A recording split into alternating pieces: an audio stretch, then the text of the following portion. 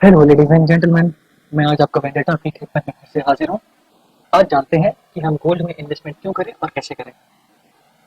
पहला रीजन तो ये है कि जब मार्केट में मतलब कि इक्विटी मार्केट में एक गिरावट आता है बिकॉज ऑफ बहुत सारे रीजन, जैसे कि अभी कोरोना वायरस पैंडेमिक आ गया, या फाइनेंशियल क्राइसिस आया था 2008 में, या टेक बबल हुआ था 2000 में। कभी भी जब भी इक्विटी मार्केट में एक गिरावट आती है, वर्ल्ड में स्लो डाउन होता है, तब आपको एक हेजिंग के लिए एक इन्वेस्टमेंट करना चाहिए।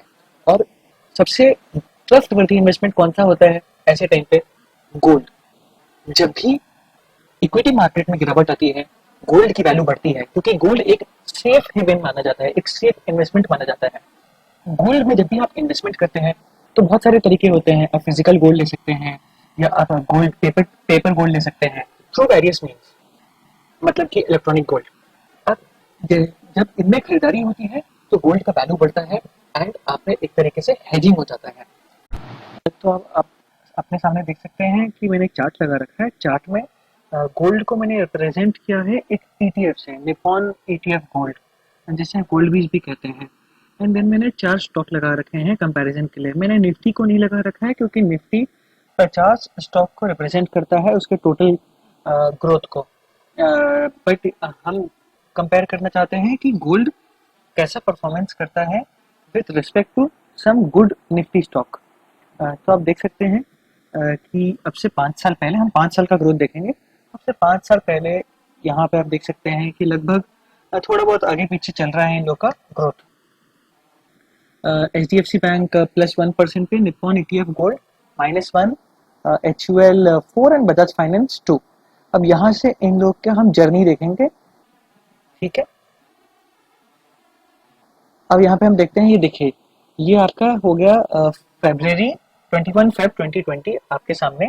यहाँ पे H D F C bank ने रिटर्न्स दिए हैं 129% के in the last about 5 years, right. And Nippon E T F gold ने, जो कि गोल्ड है, उसने दिया है 51%। HUL ने, हिंदुस्तान यूनिलीवर ने 153% एंड बजाज फाइनेंस ने 800%।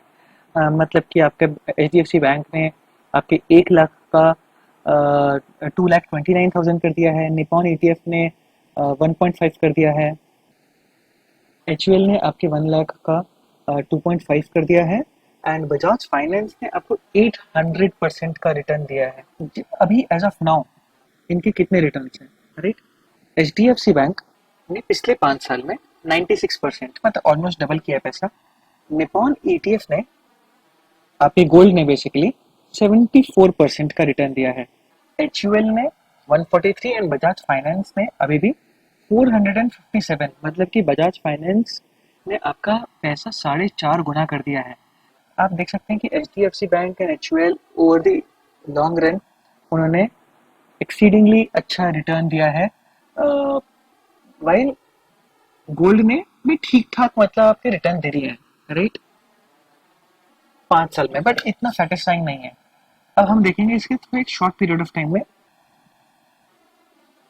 ये आपका 1 साल के रिटर्न। अब देखिए, H D F C bank -20 पे है, गोल्ड आपका 38% का रिटर्न दे रहा है, HUL ने सिर्फ 24 एंड बजाज फाइनेंस ने -11%। बताइए, अगर आपके 20% आपका अगर पैसा गोल्ड में लगा हुआ है तो अभी भी आप गोल्ड को निकाल सकते हैं, because it is there in positive territory. जब इकोनॉमिक डिप्रेशन आता है या रिसेशन आता है, स्लो डाउन होता है, तो गोल्ड इनफैक्ट ज़्यादा अच्छा परफॉर्म करता है। विच मीन्स कि जब भी आपको ऐसी कुछ न्यूज़ सुनाई देना शुरू हो और आपको लगे कि अरे यार शेयर मार्केट डूबने वाला है या गिर रहा है, तो आप गोल्ड में लगा के रखें। और ऐसे भी जस्ट सेफ्टी पर्पसेस के लिए आपके 10 से 15% आपके गोल्ड में पैसे रहने चाहिए, विच गिव्स आपको अच्छा रिटर्न्स आपके इन्वेस्टमेंट पे over a period of time. और अगर अचानक आपको पैसे की जरूरत पड़ गई तो कम से कम आप अपने गोल्ड वाला पैसा आप निकाल सकते हो और यूज कर सकते हो। हालांकि बाकी अगर आप H D F C bank अगर निकालने की कोशिश करोगे, बजाज फाइनेंस निकालने की कोशिश करोगे, तो आपको घाटे में निकालना पड़ेगा, अगर आपने जस्ट 1 साल पहले ही अपनी इन्वेस्टमेंट की होती तो, राइट। पेपर मनी से बहुत अच्छा है ऑब्वियसली, क्योंकि अगर आप ऐसे अनसर्टेन टाइम पे अपने पैसे को आप इक्विटी मार्केट में नहीं रखना चाहते हो, क्योंकि आपका इक्विटी मार्केट गिर रहा है, आपके शेयर की वैल्यूज गिर रही हैं, तो आप अब जो भी पैसे कमा रहे हो, आपकी सैलरी हो या जो भी पैसा हो, आपको कहीं इन्वेस्टमेंट करना है, तो कहाँ करें? Gold is the right choice. ऐसा क्यों कह रहा हूँ मैं? क्योंकि आप कैश अगर घर में रखते हो तो उसकी वैल्यू बिल्कुल भी नहीं बढ़ती, बट कम से कम जो गोल्ड है वो जितना इन्फ्लेशन है over a long period of time, उस इन्फ्लेशन के हिसाब से उतना तो उसका कम से कम ग्रोथ होता ही है। एंड स्पेशली अगर आपको ऐसा लगता है कि वर्ल्ड में एक रिसेशन आने वाला है, स्लो डाउन आने वाला है, इक्विटी मार्केट वीक हो रहे हैं, एक बेरिश मार्केट हो रहा है, तब स्पेशली आपको गोल्ड में इन्वेस्टमेंट करना चाहिए, क्योंकि उस टाइम गोल्ड में बहुत अच्छे रिटर्न्स मिल सकते हैं। लिक्विडिटी, अगर आप अपने पैसे से जमीन खरीदते हैं और आप ये सोचते हैं कि आपको बहुत अच्छा रिटर्न मिल जाएगा, बहुत अच्छी बात है, एकदम सही है, बट क्या आप जमीन अचानक ही जाके कल खरीद सकते हैं, कल बेच सकते हैं? नहीं, ऐसा नहीं होता है। बट गोल्ड का ऐसा इन्वेस्टमेंट है कि आज अगर आपने खरीदा है तो आप परसों बेच सकते हैं। फिजिकल गोल्ड में इन्वेस्टमेंट बहुत अच्छी बात है, बट इसमें कुछ दिक्कतें होती हैं। पहला तो उसकी सेफ्टी, एंड दूसरा, अगर आप उसको बैंक में सेफ्टी के लिए रखते हैं तो उस पर भी आपको चार्जेस देने पड़ते हैं। एंड तीसरा, उसको भी खरीदने बेचने के लिए आपको दुकान जाना पड़ता है, वहां पे बेचिए खरीदिए, तो उसमें आपने लेट से कि आपने गोल्ड बाय किया तो उसमें कुछ वेस्टेज निकल जाता है।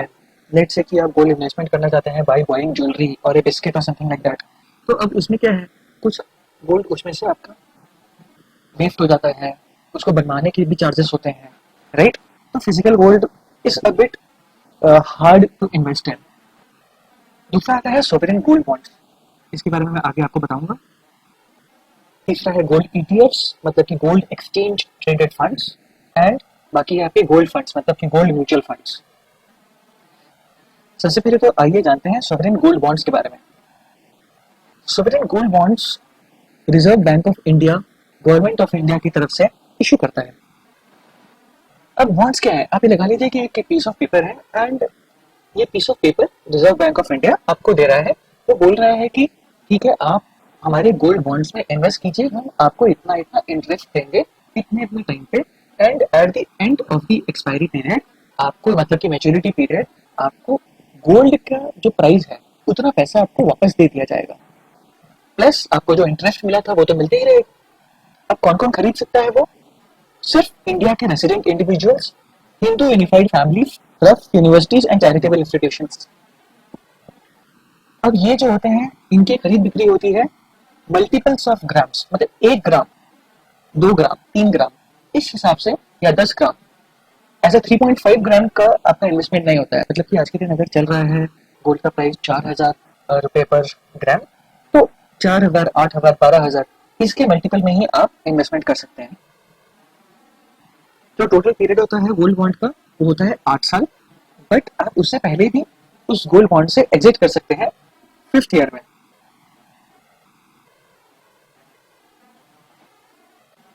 मैक्सिमम जो इन्वेस्टमेंट कर सकते हैं आप सोवरेन गोल्ड बॉन्ड्स में वो है 4 kgs गोल्ड, एचयूएफ के लिए भी 4 kgs, and trust and similar जो एंटिटीज हैं उनके लिए 20 kgs।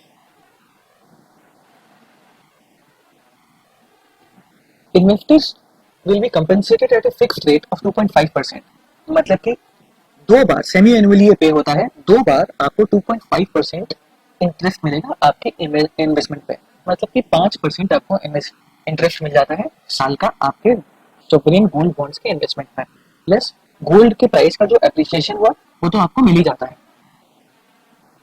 अगला आता है आपका गोल्ड एक्सचेंज ट्रेडेड फंड।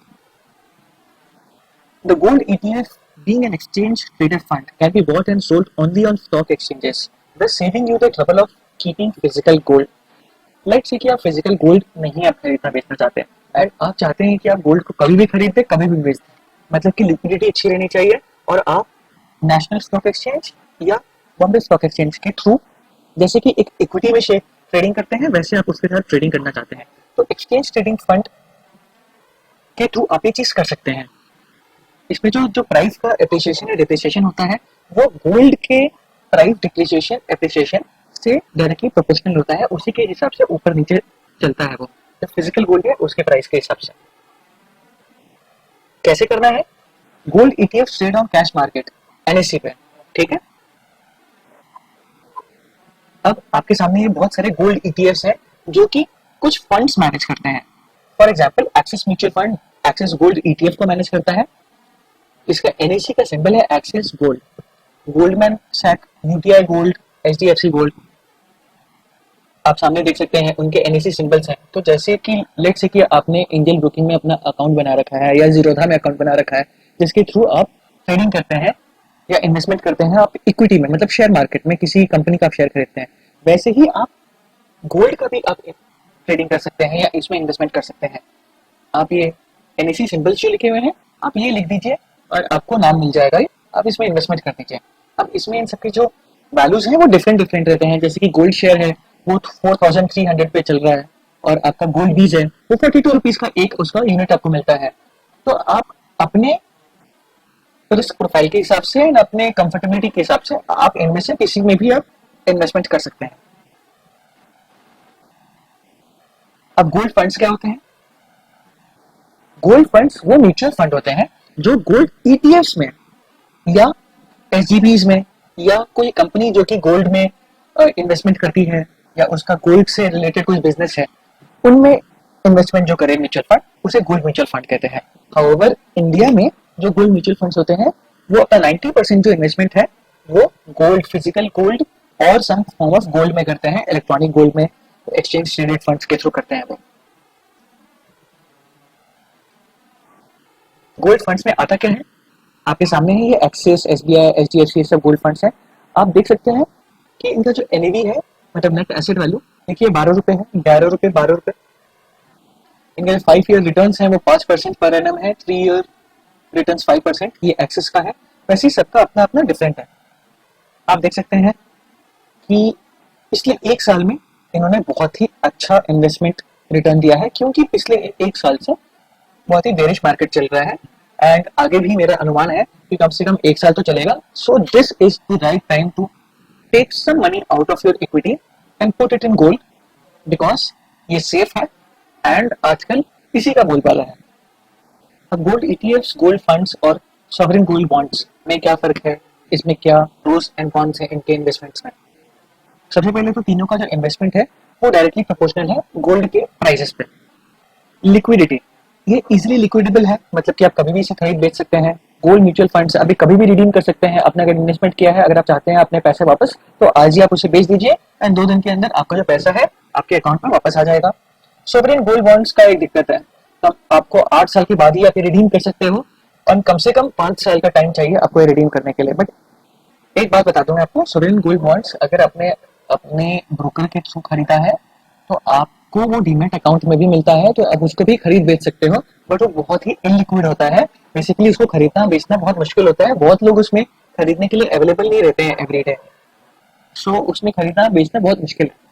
हालांकि सोवरेन गोल्ड बॉन्ड्स अब सिर्फ ब्रोकर के थ्रू नहीं, आप किसी भी बैंक, ऑथोराइज्ड बैंक या ऑथोराइज्ड पोस्ट ऑफिस में भी जाके आप एक फॉर्म भरिए और आप उसको परचेस कर लीजिए। टैक्स एफिशिएंट है, इसमें आपका long term capital gains tax लगता है 3 साल बाद बेचने के लिए, शॉर्ट टर्म गेन्स लगता है आपको 3 साल से पहले बेच देने के लिए। और सिमिलरली गोल्ड म्यूचुअल फंड्स में भी ऐसा ही होता है। एंड सोवरेन गोल्ड बॉन्ड्स में आपके मैच्योरिटी के बाद अगर आप बेचते हैं तो कोई टैक्स नहीं लगता है, मतलब 5 साल से 8 साल के बीच में अगर बेचते हैं तो आपको टैक्स लगेगा, वरना 8 साल पे अगर आप रिडीम करते हो अपने सोवरेन गोल्ड बॉन्ड्स को तो आपको कोई टैक्स नहीं लगेगा। अगर आप चाहो तो आप अपने एसजीबीज को 11 साल तक भी होल्ड कर सकते हो। सेफ्टी, अब मेरे हिसाब से तो तीनों ही बहुत ही सेफ इन्वेस्टमेंट्स हैं। आपके जो गोल्ड ईटीएफ्स हैं आप वो 40 रुपए का भी एक ईटीएफ ले सकते हो, आप 4000 रुपए का ले सकते हो, जितना भी आपको वैल्यू है आप एनएवी के हिसाब से आप अपना इन्वेस्टमेंट कर सकते हैं। गोल्ड म्यूचुअल फंड्स में भी आप 500 रुपए बेयर मिनिमम में आप एसआईपी अपना शुरू कर सकते हैं, वरना लमसम में आप अपने अमाउंट लगा के आप इससे खरीद सकते हैं। सॉवरेन गोल्ड बॉन्ड्स में आपको कम से कम 1 ग्राम गोल्ड तो लेना ही पड़ेगा, मतलब कि अगर आज के दिन 4200 रुपए का 1 ग्राम गोल्ड है तो आपको 4200 रुपए का 1 ग्राम तो आपको खरीदना पड़ेगा बेयर मिनिमम। बाकी आपको जो बायर प्रोटेक्शन है वो सेबी देता है, मतलब कि अगर ईटीएफ्स में, म्यूचुअल फंड्स में अगर कोई भी डिफॉल्ट करता है आपका म्यूचुअल फंड या जो भी आपका म्यूचुअल फंड है जिसका भी आपने ईटीएफ खरीद रखा है, या अगर आपने किसी म्यूचुअल फंड में ही लगा रखा है तो आप सभी को कंप्लेन कर सकते हो अगर वो डिफॉल्ट करता है, आपके पैसे वापस नहीं देता है तो। और गवर्नमेंट में तो गवर्नमेंट आपको पैसे दे ही देगा। गोल्ड ज्वेलरी को जैसे मैंने बताया था बहुत डिफिकल्ट टू स्टोर है, वाइल आपके गोल्ड ईटीएफ्स आपको डीमेट फॉर्म में आप अपने डीमैट अकाउंट में रख सकते हो। और गोल्ड म्यूचुअल फंड्स के लिए तो आपको डीमैट अकाउंट की भी जरूरत नहीं होती है, जैसा कि आप लोग को पता ही होगा। गोल्ड म्यूचुअल फंड्स आप ऐसे भी खरीद सकते हो, आपको किसी डीमैट अकाउंट की जरूरत नहीं है। अगर आपके पास एक डीमैट अकाउंट है तब तो आप कोई भी म्यूचुअल फंड ले लो, वरना अगर आपको म्यूचुअल फंड में ही लगाना है तो उस पर्टिकुलर बैंक या इंस्टीट्यूशन एनबीएफसी में आप लॉग इन कीजिए, अपना म्यूचुअल फंड के लिए आप एक अपना अकाउंट बनाइए और अपना म्यूचुअल फंड में इन्वेस्ट कर दीजिए। और सोवरेन गोल्ड बॉन्ड्स आप फिजिकल फॉर्म में मतलब पेपर फॉर्म में या अपने डीमेट फॉर्म में भी रख सकते हैं। जैसे कि मैंने आपको बताया, उस पर्टिकुलर फॉर्म में आप लिख दीजिए अपने डीमेट अकाउंट का डिटेल और आपके डीमेट में भी आ जाएगा, आप उसको बाद में बेच भी सकते हैं, like just like an equity. Thank you ladies and gentleman, I hope कि आपको मेरा ये वीडियो पसंद आया हो। जाने से पहले मैं डिस्क्लेमर दे दूं कि जो मेरा वीडियो है ये बिल्कुल एजुकेशनल पर्पसेस के लिए है, आपके इन्वेस्टमेंट्स के लिए मैं या मेरा चैनल बिल्कुल भी रिस्पॉन्सिबल नहीं रहेगा। आप कोई भी इन्वेस्टमेंट करने से पहले एक सर्टिफाइड फाइनेंशियल एडवाइजर की सलाह जरूर ले लें। थैंक यू सो मच मेरे वीडियो देखने के लिए। प्लीज़ मेरे वीडियो को लाइक कीजिए एंड मेरे चैनल को सब्सक्राइब कीजिए। Thank you so much. जय हिंद।